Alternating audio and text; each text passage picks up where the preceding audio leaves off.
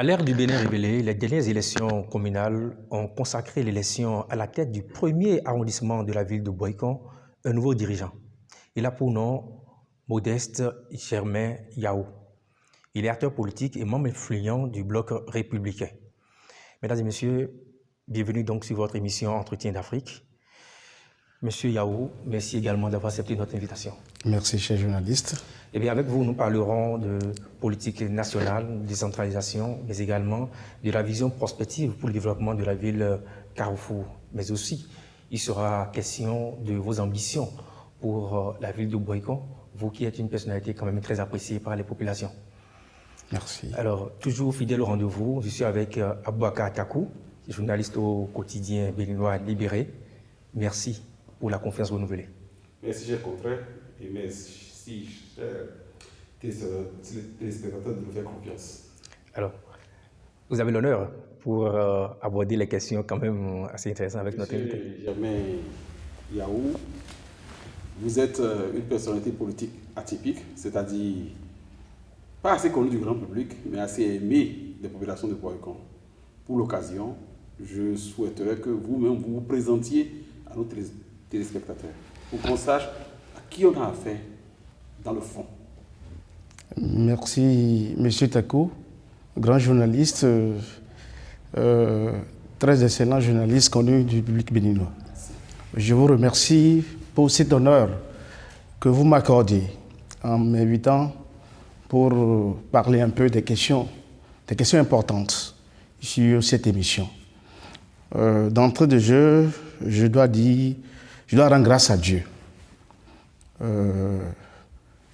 Ce Dieu qui, pour vous et moi, est le Créateur qui, chaque jour, nous modélise, comme on le dit, dans un vase. Et à vous, chers éminents journalistes, qui vous battez chaque jour pour que ce rôle dédié à la presse privée, puisse continuer par avoir tout son contenu d'excellence et accompagner la presse nationale pour le développement de notre pays. Alors, Yao Germain Modeste, je suis né à Boycon, je suis de Boycon, je suis né en 1972. J'ai fait mes études primaires à l'école primaire publique d'Abangon, Boycon. Mes études secondaires, je les ai faites au CEG 1 de Boycon. Il faut noter là que de 6e jusqu'en 3e, j'ai été toujours major de promotion. Les prix qu'on nous attribuait dans le temps, à commencer par la moyenne de 12, 13, 14, 15, 16, je recevais tous ces prix.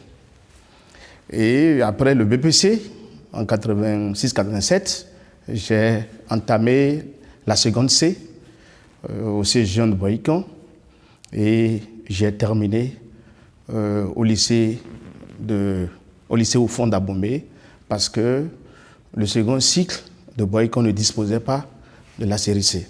Alors, j'obtiendrai avec brio mon baccalauréat en série C et par la grâce de Dieu, j'ai été admis au concours d'entrée à l'EPAC, SCPU, Collège Polytechnique Universitaire, au département technique industriel, filière génie mécanique et énergétique, parce que j'aimais beaucoup tout ce qui est énergie. J'ai été major donc, de tous ceux des 35 candidats qui ont été retenus pour accéder à l'école polytechnique, parce que déjà en terminale, j'étais toujours major de promotion. Alors, donc, par la grâce de Dieu, j'ai fini mon diplôme d'ingénieur à l'EPAC et puis à Ouaga, et d'autres diplômes de master en gestion des entreprises, master en gestion de projet.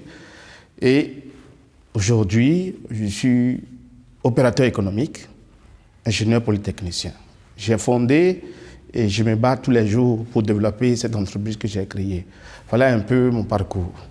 Monsieur Yao Germain, pour vous qui avez fait toutes vos études, tout votre cursus avec brio, grand ingénieur, major de promotion, pourquoi avez-vous choisi l'entrepreneuriat personnel que de faire une carrière dans la fonction publique? Merci beaucoup. Déjà depuis l'université, je lisais beaucoup les revues sur le secteur privé. Le secteur privé en Europe, en Afrique. Et j'essayais d'entrevoir un peu l'avenir de ce monde, l'avenir de l'Afrique. Alors, dans quelles mains doit se reposer le devenir de l'Afrique? C'est pour cette raison que je me suis lancé dans l'entrepreneuriat. Aujourd'hui, c'est le secteur privé qui doit promouvoir l'avenir de l'Afrique dans les secteurs clés de développement. Les infrastructures, l'énergie, l'accès à l'eau potable, les routes, le numérique et tout le reste. Donc aujourd'hui, je me suis lancé dans ce secteur pour contribuer, au même titre que tous les Africains, au même titre que tous les 10 fils de l'Afrique, à créer la richesse, à promouvoir l'emploi et à vivre mieux. Voilà pourquoi. Ouais. Vous parlez de promotion de l'emploi, mais avant, vous parlez aussi de contribution au développement du pays. Et vous avez abordé le volet de l'énergie. Un volet quand même très important qui a quand même jalonné le premier mandat du président Patrice Talon. Comment est-ce que vous avez véritablement participé ou contribué à la mise en place de cette politique aussi? Merci beaucoup, cher journaliste. D'abord, il y a une méthodologie qui m'a sidéré. Juste au lendemain de l'investiture du président Patrice Talon, pour aborder tout ce qui est question problématique du secteur de l'énergie. Alors, qu'est-ce qu'il a lancé? C'est d'abord l'état des lieux. L'état des lieux, c'est de savoir aujourd'hui quel est le besoin, je veux bien dire en 2016, quel est le besoin à satisfaire en termes d'énergie, en termes d'accès à l'électricité pour tous et pour chacun, et pour toute activité. Il faut l'évaluer et le savoir. Deuxièmement, il a lancé à cette date-là, de quoi nous disposons comme pack de production, c'est-à-dire toutes les machines de production d'énergie dont nous disposons, avec tous les problèmes, les difficultés liées à leur exploitation. Après, il a évalué les dettes de la SB2E vis-à-vis de toutes ces compagnies, que ce soit au Nigeria, au Ghana, au Togo et tout le reste, les dettes que la base globale, que la SBE a vis-à-vis de ces structures et qui affectaient négativement la fourniture de l'énergie électrique. Cette méthodologie pour aborder une question, m'a beaucoup sidéré en tant qu'ingénieur. Alors, après cette étape d'étude, nous avons vu qu'il a commencé par régler les problèmes, solder toutes les dettes. Toutes les dettes ont été soldées. Après ça, les PAC, enfin, tout ce qui est engins d'exploitation, les centrales thermiques dont nous disposons à Kwakpa et partout, il faut les rénover. Et après maintenant, lancer les grands projets d'avenir, les centrales thermiques, Maria Glita et autres, les centrales solaires. Donc la démarche méthodologique a fait que moi aujourd'hui, m'a sidéré et continue de me sidérer dans tous les autres secteurs, les secteurs clés qui animent ou qui nous conduisent vers le développement. Donc, en résumé, en tant qu'acteur, en tant qu'ingénieur polytechnicien génie énergétique, je vous dis, la démarche, elle a été pertinente. Et toute la thérapie qu'on a eu à apporter pour régler les problèmes et maintenant aborder les projets innovants. La centrale de Maria Glita 1, la centrale de Maria Glita 2 qui nous donne plus de 240 MW et tout le reste qui doit venir constitue l'excellente vision que j'apprécie de la part de l'équipe gouvernementale et à commencer par son chef, le président Patrice Talon. Sans doute, M. Yao, une raison qui vous a motivé pour faire de la politique. Alors, pourquoi avez-vous choisi le bloc républicain alors que le bloc et l'Union progressiste étaient là, les portes grandement ouvertes? Justement, dans son fief quand même aussi, l'Union progressiste. Oui. Vous avez choisi de faire le BR dans le fief l'Union progressiste. Merci beaucoup. J'ai opté pour l'Union pour le BR, le bloc républicain à Boycon, Parce que, à cette date, je dis juste à la veille des élections législatives, je vous dirai un peu ce que nous avons fait. À cette date, tous les chefs quartiers et leurs conseillers, tous les chefs d'arrondissement étaient tous Union progressiste. Et la tête Union progressiste. Mais à l'heure du bilan, vous m'excusez beaucoup, la population, pas moi, la population, continue de se plaindre. Des services vitaux minimum, l'accès à l'électricité, l'accès à l'eau potable, au microcrédit, l'école et autres. Après 17 ans de gestion. Alors, c'est là que nous cadres, nous enfants natifs de Boycon, nous cadres de Boycon, on a commencé par se concerter. Quel est l'instrument politique qui va nous permettre d'aller au changement des données politiques à Boycon? Nous avons fait l'évaluation de terrain, nous sommes rapprochés des populations, nous les avons écoutées. Toutes ont dit, après 17 ans, nous n'avons pas été satisfaits. Alors, elles nous ont dirigés, elles nous ont dit, prenez cette voie et là, nous allons vous soutenir. C'est là que, avec des amis cadres républicains, fondateurs, membres fondateurs du Bloc républicain aujourd'hui, nous avons pris l'option d'aller au Bloc républicain pour changer les donnes. Justement, vous abordez des questions quand même liées au social et sur les indices de performance. Beaucoup reconnaissent quand même que le précédent maire, Luc Setondia-Trokbo, a beaucoup œuvré dans le social.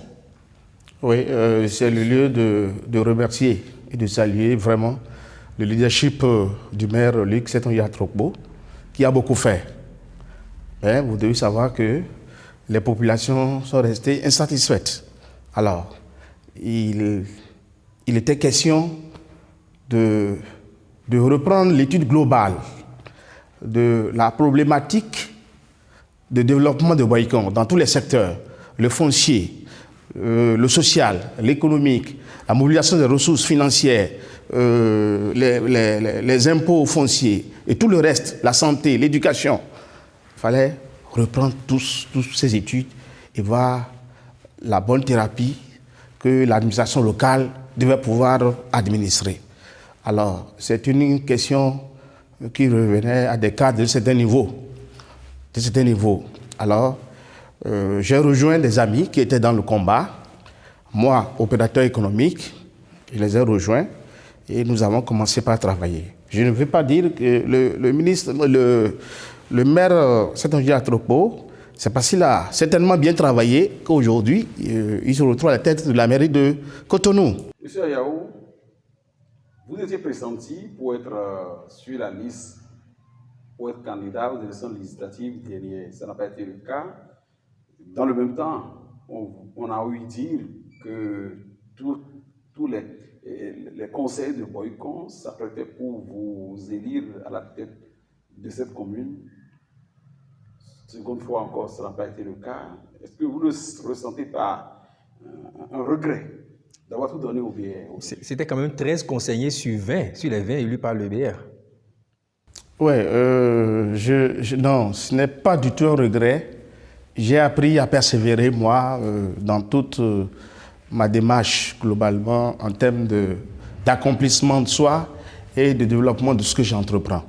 Je sais qu'au bout de l'effort, un jour, il aura le réconfort. Je sais qu'un jour, tous ceux qui gèrent ce pays finiront par dire qu'il y a quelqu'un qui est là, qui travaille, sans se faire voir, mais qui travaille vraiment dans l'ombre pour donner du résultat.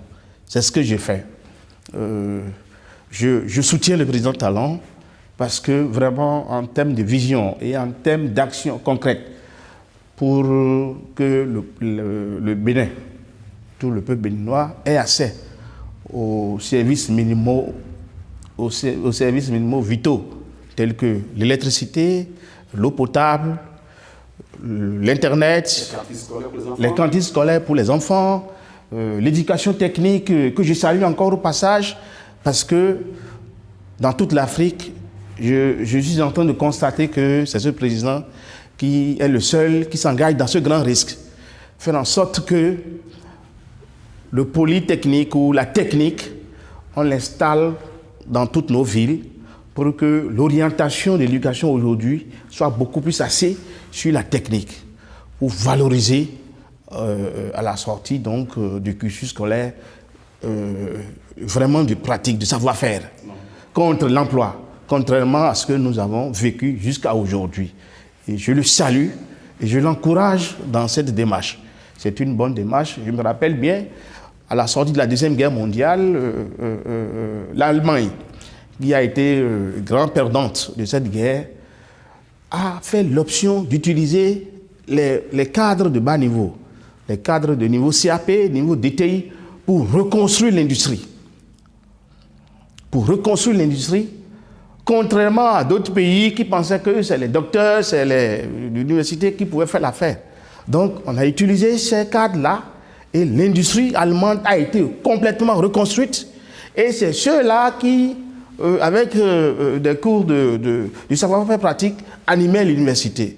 Donc, toutes ces générations qui sont sorties ont été des générations techniciens, praticiens, et ça a permis à l'Allemagne de vite rattraper le retard et a pu lui donner la place que nous voyons aujourd'hui à l'Allemagne. Alors, si nous continuons dans cette vision, vous allez voir, le Bénin sera l'Allemagne de l'Afrique de l'Ouest. Pourquoi pas de l'Afrique?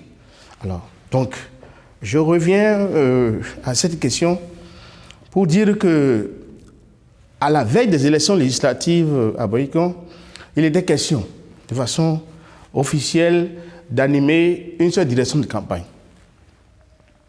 Alors, avec mes amis, on a étudié la question et on a fait des suggestions au directoire du parti. Et nous avons dit, vu l'enracinement, vu la force du parti UP à Boïcon, si nous faisons comme les autres, si nous dupliquons le même modèle dans Boïcon, nous risquons de perdre. Et c'est là que nous avons proposé qu'il y ait deux directions de campagne et qu'on essaie de morceler donc toute la ville en deux et qu'on propose un autre schéma beaucoup plus stratégique de quadrillage de tout Boïcon depuis les villages jusqu'à remonter vers le niveau communal. Les politiciens d'alors nous ont beaucoup combattus, on dit non, ça va être du perte de temps, ceci. Mais convaincus de ce que nous disons qui était très pertinent, nous avons été conviés à soutenir cette approche. Et c'était le général Bian qui a réuni les deux blocs, c'est-à-dire mes amis et moi, plus l'autre camp, pour dire, mais pourquoi vous voulez que nous ayons une deuxième direction de campagne à Boïcon? C'était une question de coût et une question de... Et je leur ai démontré que Boïcon dispose de 66 quartiers, 66, 10 arrondissements. Et BR vient de s'implanter. BR n'a aucun chef de quartier. Le BR n'a aucun chef d'arrondissement. Et la tête très stratégique et très politique, c'était le maire Luc Setonji-Atropo. On ne peut pas faire comme on le fait ailleurs. Nous devons changer de stratégie. Nous avons soutenu, et même si c'est question de moyens, il faut prendre le risque de diviser les moyens prévus là en deux et que nous souffrions, mais que nous irions au résultat. Et j'ai été appelé à soutenir l'idée et je remercie que celui qui était de l'autre côté, qu'on ne voyait pas, était le général Bian, un grand général d'armée qui dit « Ah, votre stratégie d'intervention me plaît. Vous n'avez pas trop misé sur l'argent, mais vous avez proposé une démarche, une stratégie d'occupation de terrain, une stratégie d'intervention pour mieux cadrer le terrain et obtenir le résultat. » Moi, en tant que général de guerre, en tant que général d'armée... Ici connaît bien en stratégie. Voilà, qui connaît bien en stratégie, dit ça, j'accepte. Et qu'à partir d'ici l'instant, j'accepte votre idée, j'accepte votre proposition, je vous nomme deuxième secrétaire, on appelait ça exécutif, SE, secrétaire exécutif de la 10e direction de campagne de Boycon. Donc il y avait l'autre. Et je leur dis, ce n'est pas de la division, mais plutôt d'un grand renfort, de la méthode. Un casting payant. Un casting payant. Vous avez quand même eu 2 députés Et à la fin.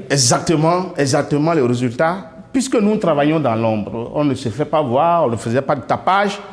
Nous avons animé, et je n'aime pas trop le dire, nous avons beaucoup contribué, tout le monde, y compris moi, même financièrement, pour que ce que nous avons promis au général Bian et au directeur du parti, que nous puissions l'atteindre. Et c'est ce que nous avons obtenu. On dit souvent que ce n'est pas la conscience qui t'aimait la vie, mais c'est la vie qui t'aimait la conscience. Je crois que c'est peut-être Karl Marx qui l'a dit dans son manifeste du Parti communiste. Est-ce que c'est parce que vous avez des moyens, que vous avez cette idée de génie, de prendre le devant d'une pièce de campagne annexe pour aller sur le front? Est-ce que ce n'est pas parce que vous avez des moyens? Merci beaucoup, cher éminent journaliste Abouakatakou. Du tout pas, du tout pas, du tout pas. D'abord, j'ai voulu contribuer aux côtés des autres frères politiques, des autres camarades politiques, à changer les donnes à Boycon. À faire en sorte que le BR, que j'aime beaucoup, et pour lequel je salue le secrétaire général Abdoulaye Biotchane, au passage, un homme que je vois très efficace, mais très fidèle. J'ai vu un peu son parcours, j'ai vu son grand parcours. Il a été directeur pour l'Afrique, département Afrique au FMI. Il a été président de la BOAD. C'est un grand éminent cadre de la BCAO. Et malgré tout ça, il a suivi le président Talon. Il a même accepté, il devrait être candidat, mais il a dit, puisque le capitaine veut être candidat, je l'accepte, je le suis. Je le salue pour vraiment cette fidélité. Vous jetez des fleurs, le centime tour de fleurs à Abdoulaye Biotchane. Or, c'est dans votre parti qui a eu la plus grosse démission, à savoir celle du ministre Abimbola. Merci beaucoup. Je suis quelqu'un, je n'aime pas trop me prononcer sur des questions que je ne maîtrise pas beaucoup, mais je me demande si ensemble, dans le dialogue, ensemble, en s'acceptant, on ne va pas mieux construire le bloc républicain. C'est juste ce que je puis donner comme réponse. Est-ce que le bloc républicain comme en politique, est-ce que le bloc républicain est bien géré selon vous? Je crois qu'après les élections présidentielles, le bureau politique et puis tout le directoire du parti doivent pouvoir s'asseoir pour voir tout ce qui a été de très bon, tout ce qui a donné de très bons résultats et tout ce qui n'a pas marché et apporter les thérapies. Moi, je ne suis pas de nature à diaboliser parce que conduire des hommes, ce n'est pas facile. C'est la chose la plus difficile, surtout les Béninois.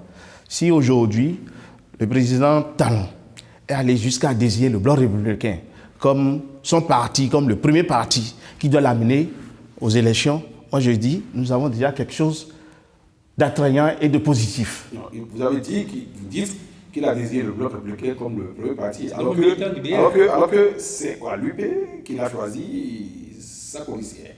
Comment vous l'expliquez? Une chose, c'est de pouvoir... vous savez, le président Talon, c'est un grand rassembleur. C'est un très grand rassembleur. Je crois que ça a été une thérapie de rassemblement. Mais le fait aujourd'hui est que le président choisit premièrement le bloc républicain comme son parti, comme le parti devant l'amener, devant le conduit aux élections présidentielles, après l'UP et puis tout le reste. On vous concède, M. Yao, de tirer le drapeau de votre côté comme cadre du bloc républicain. Bien sûr. Bientôt les élections législatives prochaines, c'est pour 2023. Qu'est-ce que vous êtes en train de faire concrètement? D'abord, sur le plan national et particulièrement à Boycon, pour donner sa chance à votre parti UPR. Oui, déjà, le grand combat a commencé entre le BR et l'UP à Boycon. Parce qu'ils ont été très surpris. Ils ont été très surpris et le résultat que nous avons eu au communal n'a été que l'organisation que nous avons mise en place depuis les législatives. Moi, personnellement, je n'étais pas candidat, mais je me suis battu comme étant candidat.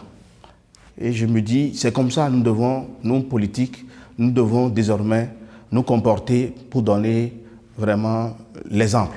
Le fruit d'une discipline positive. Le fruit d'une discipline. Bon, je ne dirais pas ça. Ça n'a pas été une indiscipline.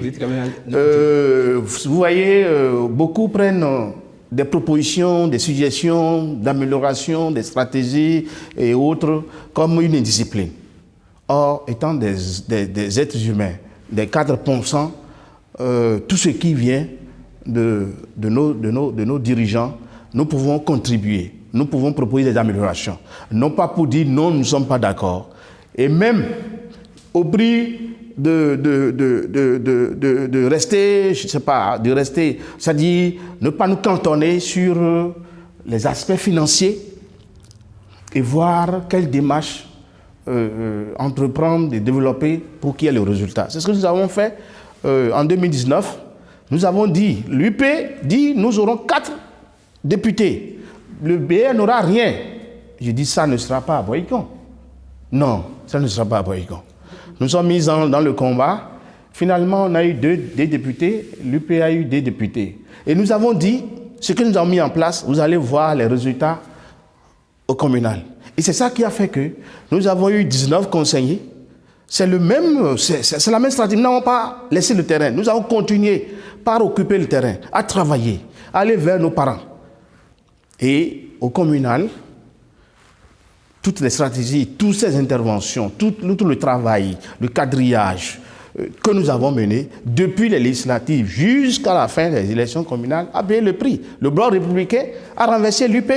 Ce n'est qu'un fruit, ce n'est que le résultat de ce que nous avons fait. Ça n'a pas été... Monsieur Yaou, oui. Le chef de l'État a fait l'option des grands groupements politiques. Et pour les élections présidentielles passées, on a compris qu'en dehors de l'UP et du BR, il y a l'UDBN, il y a Mouel Bénin, il y a le PRD, qui ont quand même joué un rôle très fort aussi pendant la campagne présidentielle. Vous semblez ne pas tenir compte de ces partis-là au niveau de Boycon. Est-ce que vous ne pensez pas que ces partis aussi ont le mot à dire? Bien sûr, bien sûr. Je crois que essayez de préparer les législatives. Oui, bien sûr. Les jours à venir, ces partis vont véritablement chercher à modifier la donne. Mais aujourd'hui, le BR a en main la tête de la gestion de la ville de Boycon, le maire est BR. Les 10 arrondissements sont dans la main du BR et nous sommes en train de nous battre pour contrôler tous les quartiers. Alors, pour un tel résultat, nous n'allons pas nous laisser distraire parce que nous avons travaillé, nous connaissons la stratégie, nous allons redoubler d'ardeur pour qu'on ne nous arrache pas à Boycon. Il n'y a pas de réussite sur le plan local sans une volonté politique définie au plan national. Le président Talon vient de remanier son gouvernement. Il paraît même que vous étiez même attendu comme ministre, mais ça a été un remaniement plus ou moins technique. Est-ce que vous faites confiance à cette équipe qui nous dirige aujourd'hui? Éminent journaliste Apou Katakou, je suis un homme très humble. Je ne sais pas si je suis attendu à ce gouvernement. Non, allez-y, l'ambition est quand même... Si je m'y retrouvais, je rendrais tout simplement gloire à Dieu. Le président Talon me disait... Il n'a pas été approché, non, il n'y a pas des indiscrétions. Je ne sais pas si le parti l'a fait, mais moi, personnellement, je ne l'ai pas fait. L'heure arrivera. J'ai appris à travailler. Je continue de travailler. Alors, je reviens donc sur le fond, sur le gouvernement. Moi, après mes analyses personnelles, j'ai comparé deux périodes, deux périodes similaires. C'est-à-dire 2016, après l'investiture, pour que les premiers résultats commencent par tomber, le peuple béninois a attendu, je crois, 1 an, 2 ans. Parce que pressé, il y avait vraiment les problèmes dans tous les secteurs, mais il fallait y aller avec méthode. Alors, l'équipe qui était installée s'est mise à travailler de jour comme de nuit. Il y a eu beaucoup d'allers, de retours, des avions, des cadres qui ont voyagé, des consultants qui sont venus, des financiers qui sont venus. Il y a eu beaucoup de choses qui ont été faites, non connues du Béninois lambda comme vous et nous, mais avertis comme toi et moi. On ne peut aller à la mise en œuvre d'un projet sans les études de faisabilité, les études d'avant-projet détaillées, les études financières et jusqu'à l'appel d'offres, le recrutement des entreprises et maintenant le démarrage des travaux. Tout ça prend du temps. Et pour avoir du bon boulot, pour avoir vraiment de bons résultats, il faut organiser tout ça, il faut structurer, il faut qu'il y ait de la méthode, il faut un bon chef, il faut une bonne équipe. Alors, donc, cette équipe qui a commencé depuis 2016, qui a parcouru, qui a eu toute cette panoplie d'expérience, toute cette bagatelle d'expérience, a accompagné le président Talon dans cette vision dont aujourd'hui le peuple béninois jouit les fruits palpables en matière d'infrastructures, que ce soit les routes, l'éducation, la santé, l'accès à l'eau potable, l'électricité et tout le reste. Je pense, si cette équipe-là déjà est très forgée, très expérimentée, je trouve que le peuple béninois y gagnerait plus à laisser cette équipe conduire la deuxième phase jusqu'à un temps pour que tout ce que nous attendions comme grand projet, comme résultat dans tous les domaines, que nous soyons satisfaits. L'idéal pour le peuple béninois est que nous ayons les infrastructures, que nous ayons les projets réalisés, que nous parvenions à installer une bonne gouvernance, la gestion des deniers publics, des fonds publics, tout le reste. Je trouve que l'équipe qui est là, qui a déjà de la main, de la méthode, qui a de la rigueur, qui comprend le chef dans sa vision, qui sert les grands projets que nous avons aujourd'hui, les partenaires au développement qui nous financent, tout ça, qui maîtrise les rouages, je trouve mieux de laisser cette équipe continuer. Si, bon, à un moment, d'autres sont fatigués, on peut juste les remplacer. Voilà un peu moi, mon analyse personnelle. Mais c'est sans compter avec l'analyse du politique. Pour le politique, tout le monde est apte pour gérer le portefeuille ministériel. Mais moi, je trouve, en tant qu'opérateur économique, qui aujourd'hui, opérateur économique, qui travaille au Bénin et dans 5 pays de l'Afrique, la Mauritanie, le Niger, le Togo, la RDC, et le Burkina, la Côte d'Ivoire, je connais un peu tout le process, je connais toute la procédure, c'est pas facile, il faut beaucoup travailler. Donc, il faut vraiment des hommes avertis, il faut des hommes expérimentés, des ministres expérimentés, avec un bon relationnel pour donner du résultat. Et pour cette raison, l'équipe qui est là, je fais confiance à cette équipe, et surtout qu'à la tête gère mon éminent ministre Bio Tchané. J'ai beaucoup d'autres ministres, le ministre Abimbola et mon jeune ministre très brillant, le ministre des Finances, et le ministre Wadaï, qui a été à plusieurs reprises par des institutions fortes internationales, qui a eu beaucoup, il a été attributeur de beaucoup de prix. Avec encore beaucoup. Je ne laisse personne. Je les salue tous. Je dis, cette équipe, elle est une bonne équipe. Je leur fais confiance. Elles vont nous conduire au développement. Monsieur Yahou, des compétences avérées, vous venez de le prouver à la face du peuple béninois. Vous l'êtes, en fait. Mais ce qui n'est pas commun en politique, c'est que le bruit fait du bien en politique.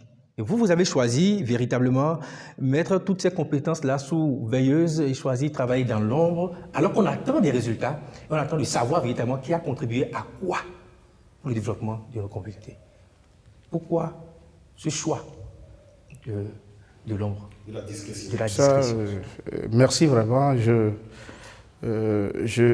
répondrai à votre question en commençant par dire que c'est un choix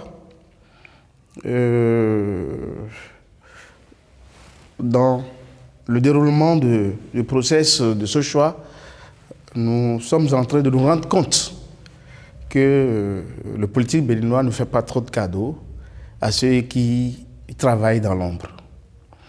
Vous voyez, au sorti des élections communales, pour avoir contribué, pour avoir été un peu le capitaine du bateau pour la victoire, il y avait 13 conseillers qui avaient opté pour que je sois maire.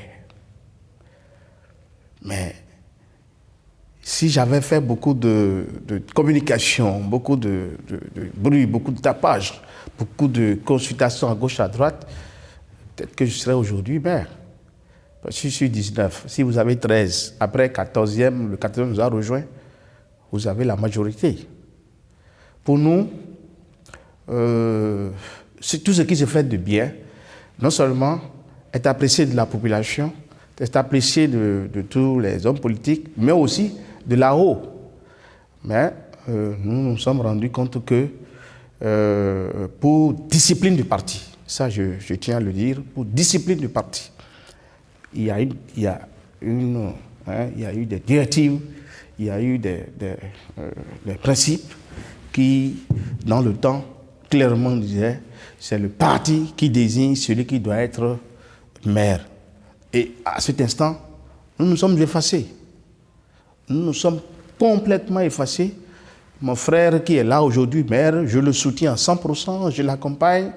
Nous sommes toujours ensemble, j'apporte tout ce que je dois apporter. Alors, donc, peut-être qu'avec le temps, nous allons voir comment améliorer cette stratégie, mais sans faire du bruit. Justement, le bruit, désormais, sera votre... Avant de parler maintenant de votre vision, comment comptez-vous véritablement marquer votre position? Déjà en tant que premier responsable du premier arrondissement Boycon. Oui, d'abord... plus dans vos actions de philanthropie, puisqu'on vous connaît très bien dans ces actions aussi également. Philanthropie, je pense que c'est trop dire.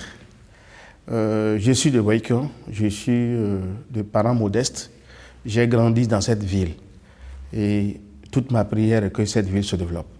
Que mes parents aient accès au minimum vitaux et surtout les femmes, les artisans, aient accès au microcrédit pour développer leurs activités, changer leur cadre de vie. Je sais tout ce que ça signifie pour ces parents, la rentrée. La veille de rentrée, quand je descends à Boycon, je sais ce que ça constitue pour eux. Et le quotidien aussi, je sais. Donc, je prie vraiment pour le président Talon que ce quinquennat soit un quinquennat beaucoup plus axé sur du social qui pourrait toucher ou qui va véritablement toucher ses parents, d'abord tout le peuple béninois et après ses parents de Boycon. J'ai une question, M. Yaou. Vous qui êtes ingénieur en électricité et actuellement en l'eau aussi, en parlant tout à l'heure des ministres du gouvernement, vous n'avez pas évoqué le cas du ministre Adambi, qui est le ministre de l'eau, le cas du ministre de l'énergie, Oussou, pourquoi? Il n'aurait pas assez. Vraiment, c'est des ministres que je respecte beaucoup. Ils sont de grands bosseurs. C'est une mission involontaire. Involontaire. J'ai juste parlé des deux ministres d'État. Par principe de priorité, j'ai parlé des deux principes des deux ministres d'État. Sinon, Adambi, je crois, avec son grand projet, qui aujourd'hui prend du pétrole brut depuis le Niger, pour le ramener à la côte, que nous allons vendre à tous les pays du monde. Je crois que c'est une des premières en Afrique. C'est un grand projet. Je crois, quand on me disait que tout le monde doit parler du gouvernement, moi j'ai dit à Adambi ne partirait pas. Un ministre qui a pu conduire un grand projet jusqu'à cette étape, que le président, m'en excuse si je parlais mal, on doit le laisser jusqu'à aller à la fin. Il a laissé. Je bénis Dieu, je le remercie, je lui rends grâce. Le ministre Adambi est là, il va conduire ce projet. Moi, c'est très important pour moi. Et je prie pour lui, il aura toute la grâce de Dieu pour que ce projet aille à terme. Pareil pour le ministre Oussou, qui a fait beaucoup. 2 centrales thermiques de 120 MW chacun. Non, des gens font 10 ans, 15 ans, 20 ans sans pouvoir installer. Et en plus, pas que ces centrales thermiques. Il y a eu des centrales solaires qui se développent dans les villes pour venir maintenant suppléer, pour que le besoin qui est de l'ordre de 600-700 MW, nous puissions l'atteindre. Et il est dedans. Et tous les jours, il voyage, il travaille beaucoup. Que Dieu. Vous êtes dans le... Il y a une dernière question, M. Yao. On dit de vous que vous êtes un pasteur, affilié à une église protestante méthodiste, je ne sais pas grand-chose. Comment considérez-vous cette posture de pasteur, d'homme de Dieu, avec la politique qui est un marigot de requins et d'intrigue? Vraiment, souvent maléfique. Vraiment. En étant hors du système, je ne savais pas que les hommes étaient aussi méchants. Les hommes politiques, ils sont vraiment très méchants. Et moi, ayant été forgé par l'Esprit de Dieu, j'ai un cœur doux, j'aime contribuer, je n'aime pas détruire. Quand le principe est clair et que nous devons aller dans cette direction, je marque mon adhérence, mon adhésion et je conduis jusqu'au bout. Je ne sais pas trahir. Je ne sais pas parler de l'autre derrière. Je ne sais pas aller voir le chef pour dire tel est ci, tel est ça. Je n'ai pas appris ça. Dieu ne m'a pas appris ça. Dieu m'a appris à dire de tes résolutions répondra le succès. Quand tu prends une bonne résolution, tu auras du bon succès. C'est des choses qu'on m'a appris. Et c'est sur ces choses-là que je travaille. C'est ces choses qui m'ont conduit aujourd'hui, sans grand parrain, à avoir des marchés à l'international dans beaucoup de pays. Moi, je dis que ces grands intrigues, que ces hommes politiques, qu'ils essayent de revoir un peu, de façon globale, leur méthode de faire la politique. Moi, je ne le ferai pas, mais je suis sûr que mon Dieu me permettra d'atteindre là où je dois y être. Alors, Monsieur Yao, avec beaucoup de foi, nous nous acheminons donc vers la fin de cette émission. Nous voudrions vous demander votre dernier mot, surtout à l'endroit de vos populations, d'accord, pour que véritablement ils puissent savoir à quoi s'attendre les jours à venir. Oui. Merci beaucoup. En atterrissage, en tant que CA de Boycon, je suis aux côtés aujourd'hui, en tant qu'adjoint au maire, je suis aux côtés du maire de Boycon pour que le bloc républicain fasse tâche d'huile, que notre mandat des 6 ans laisse des résultats palpables, des résultats, des indicateurs objectivement vérifiables. C'est-à-dire qu'on puisse dire oui, en leur temps, voilà ce qui a été fait, voilà ce qui a été mobilisé, voilà l'argent, globalement les recettes fiscales, les recettes financières, la gestion de ces recettes, les ressources propres, les ressources mises à la disposition par l'État, tout ce qui est projet aujourd'hui, expression des besoins de nos populations, que tout cela se gère très bien et que nous apportions un grand plus à ces populations. Ça, je dis, attache un grand prix. Et quand on n'est pas dans cette direction, on ne me voit pas, je critique, je dis ça, c'est pas ça. Nous devons revenir. Alors, je reviens sur l'autre aspect qui me tient beaucoup à cœur, sur lequel, pendant la campagne, nous avons beaucoup martelé, c'est le microcrédit aux femmes. Microcrédit aux femmes, parce qu'elles sont des milliers et des milliers, pour ne pas dire des millions, qui ont besoin d'un peu de sous pour entreprendre quelque chose. Le président Talon a lancé ce microcrédit à Boycon et tous les jours, je me bats que ça soit un accès presque universel à tous ces parents de Boycon, du Zou et du Bénin. Ça va nous permettre de faire reculer la misère. Après ça, c'est la bonne gouvernance. La bonne gouvernance, nous avons vu, depuis déjà au niveau du sommet, ça a été le cheval de bataille de notre président, un grand président de Vision que je salue encore au passage, pour lequel je prie. Il a marqué ce pays, il continue de le faire. Je crois que ces 5 ans, davantage vont révéler le Bénin dans beaucoup de secteurs. Ça va permettre au Bénin de se hisser comme l'un des premiers pays de l'Afrique de l'Ouest. Nous en tirerons beaucoup d'aspects positifs en termes de développement, pour que ce pays ait accès aux services minimaux de base, l'eau, pour lequel déjà les indicateurs pour les 5 ans, d'ici 2 ans, nous serons à 100% dans tous les villages. Nous aurons l'eau au robinet dans les maisons, non seulement dans les quartiers, mais dans les maisons. Vraiment, c'est très important. C'est très important. Nous aurons accès à l'Internet. Nous aurons accès aux services, aux infrastructures de l'éducation. Nous aurons accès aux services sanitaires. J'ai lu en venant ici que notre système d'imagerie infrarouge au centre universitaire IRM sera mis en service d'ici quelques jours et qu'au lieu qu'on évacue tous nos compatriotes malades à coût de millions, ils pourront faire des résultats à 100 000 francs, 125 000, 200 000. Vraiment, on ne peut que vraiment prier pour notre président Patrice Talon qui a compris. Le développement n'est pas une fatalité, il suffit d'être sérieux, avoir de la rigueur, travailler beaucoup et un grand chef, un grand capitaine qui oriente, qui mène de la rigueur et tout le monde suit. Monsieur Yahou, de façon spontanée, vous êtes d'accord par rapport à la façon dont la commune de Boycon est gérée actuellement? Comme je vous l'avais dit, j'apporte beaucoup de contributions. La gestion d'une ville n'est pas la gestion d'un cabinet. Le départ a certainement apporté beaucoup de leçons.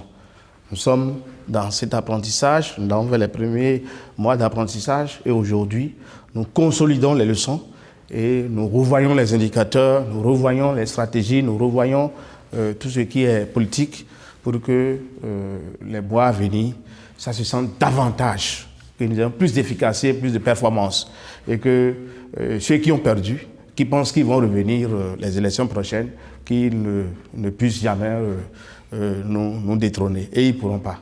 Je suis là. Merci beaucoup. Merci. Merci de nous avoir accordé également votre temps. Aboubakar Takou, nous sommes pratiquement à la fin de cet entretien. Merci d'avoir été là pour vous accompagner dans cette conduite. Merci, le plaisir de nous venir. Eh bien, à tes résolutions répondront le succès. Et pour atteindre le succès, il faut bien beaucoup travailler et beaucoup de sérieux. Ces objectifs, notre invité s'y engage pour que très bientôt, le Bénin puisse davantage se révéler, mais de façon particulière, la ville de Boycon est le premier arrondissement de cette commune, ville Carrefour. Merci de nous avoir suivis et à très bientôt.